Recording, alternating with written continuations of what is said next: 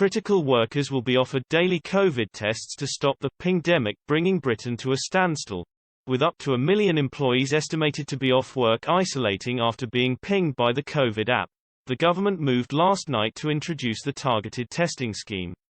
It will be rolled out to workplaces in the food supply chain to free up staff who would otherwise be self-isolating because they have been pinged.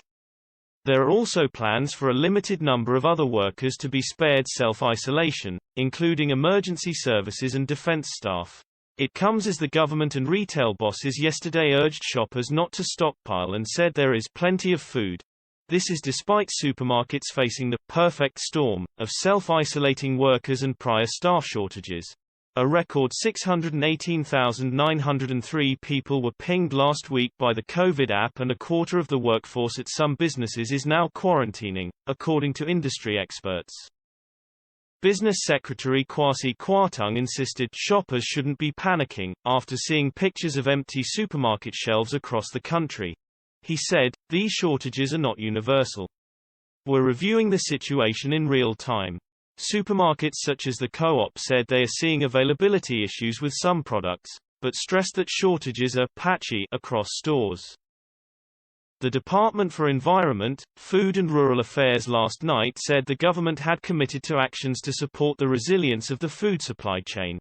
DEFRA said supermarket leaders downplayed fears of shortages, saying problems were not widespread.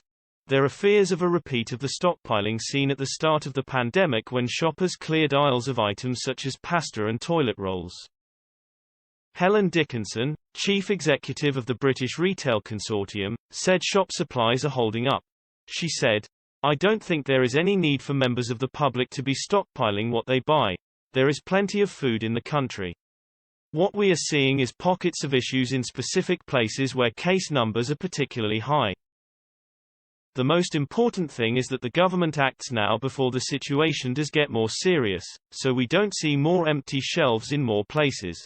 The trade body chief said issues have been caused by a perfect storm, consisting of summer labor shortages in the lead up to the reopening of the economy, and more people being asked to self-isolate. Priority testing sites have already been identified with the industry for urgent implementation this week, including the largest supermarket distribution centers, with rollout to up to 500 sites to start next week.